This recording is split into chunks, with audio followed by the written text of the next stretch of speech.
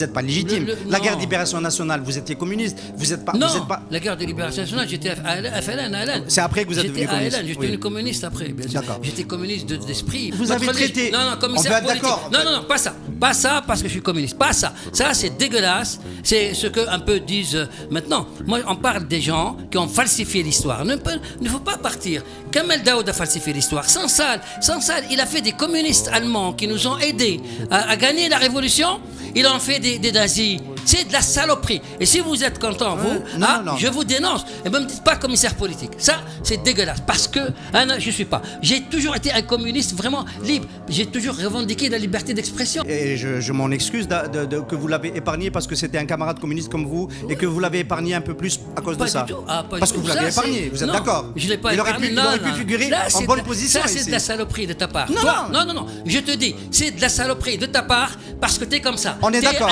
Tu es un libéralisme et moi je suis un commission du système. Et tu viens me dire que moi je suis avec le système. Toi, tu es beaucoup plus proche, à mon sens, du système. Moi je pense que tu les vois entre trucs. Je t'ai vu dans certains trucs où je ne vais jamais. Je t'ai vu. Des gens vivent en Algérie, comme Sansal, comme truc, comme des gens qui ont été des corrompus. Sansal qui était dans le pouvoir pendant des années. Moi j'étais en prison.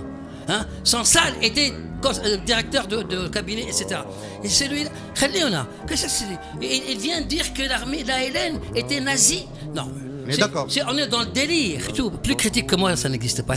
C'est pas du narcissisme. C'était un camarade communiste juif algérien fondamental. Timsit, pas possible. Ce Bengana, je le connais particulièrement dans la mesure où il a été un grand tortionnaire des nationalistes algériens dans la région des Ibans et surtout des communistes algériens à l'époque.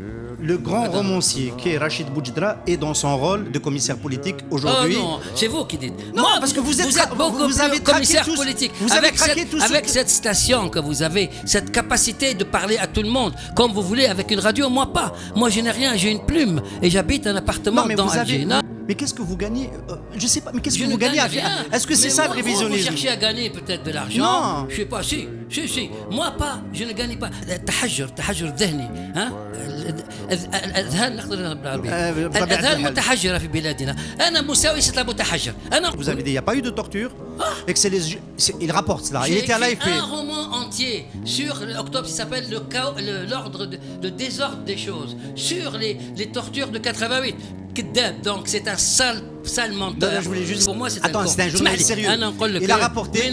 Non, j'ai écrit un roman qui s'appelle Le désordre des choses, où le sujet principal, c'est la torture terrible en 1988. Tu sais, mon personnage principal, c'était quelqu'un à qui on a mis les couilles. Les couilles. Quels sont les thèmes qui vous travaillent aujourd'hui? L'Algérie. D'accord. Tout le monde me tombe dessus. Et vous, là, je trouve que vous me tombez dessus. Non, on a fait un entretien. Merci.